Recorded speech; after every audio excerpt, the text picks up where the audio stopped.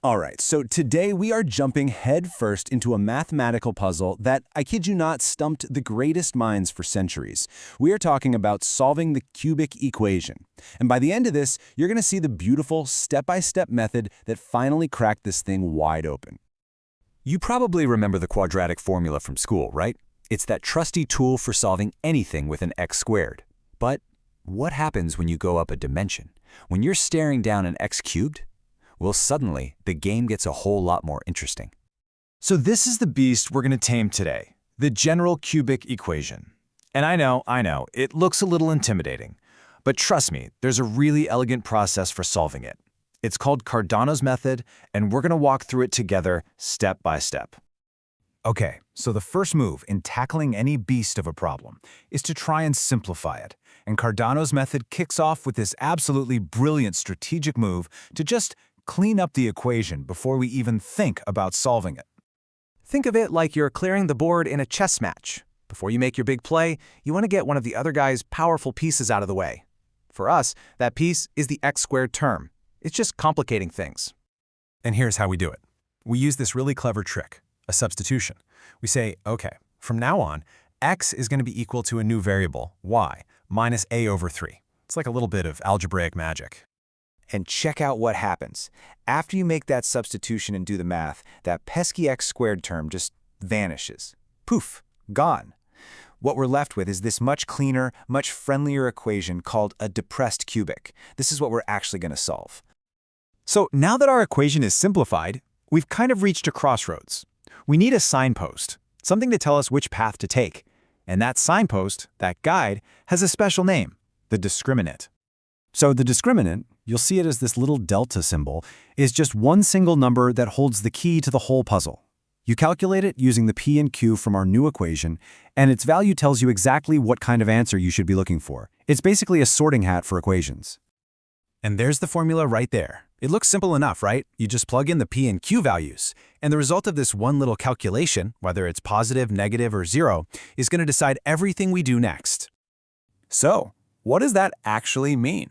Well, depending on what the discriminant's value is, it opens up one of 3 completely different paths, and each path has its own special formula for finding the solution. It works like this. If delta is positive, you're looking for one real solution. If delta is exactly 0, you've got multiple real solutions. But here's where it gets really wild. If delta is negative, you actually get 3 different real solutions. Okay, let's go down path number 1. This is the most straightforward route, the one we take when our discriminant turns out to be a positive number. When delta is positive, this is the formula you use. Yeah, it looks a little busy, but look closer. You can see our old friends, q, p, and that delta we just calculated. You just slot those numbers right in, and it spits out your single answer for y. All right, on to path number 2. This is the special case. This is what happens when our discriminant calculation lands on exactly 0. This tells us there's more than one real root, but they're actually easier to find. See, when delta is 0, the formulas get a whole lot simpler. You get 2 possible values for y, and they're both derived straight from the q value in our equation. Much nicer. And now for the grand finale, path number 3. This is the most complex, most interesting path. It's what happens when our discriminant is negative. And kind of weirdly, this is the case that gives us the most real solutions. 3 of them. To get through this one, we have to call in some reinforcements, specifically trigonometry. As you can see, the solution involves finding these values r and theta and then plugging them into a cosine function. That's what lets you find all 3 of the distinct answers for y. So the main takeaway here is this. It doesn't matter what kind of cubic equation you start with, this method has you covered. It's a complete system. Just as the source material says, all solutions are found using these steps, all depending on that discriminant value. So we figured out how to travel all 3 paths.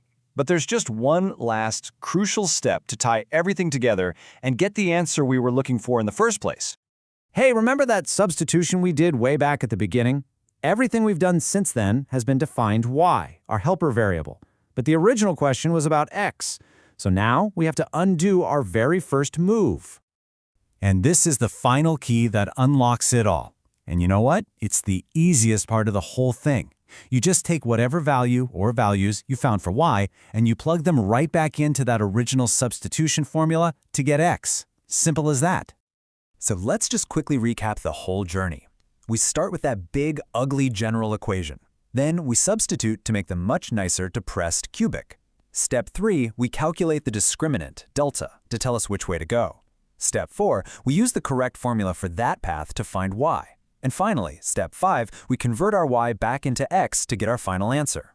It's a perfect logical roadmap. And there you have it. What looked like a totally unsolvable problem is actually completely tamed by this clear, logical, step-by-step process. Pretty cool, right? It's the power of strategy. So we've conquered the cubic, but it makes you wonder, right? What happens if you keep going?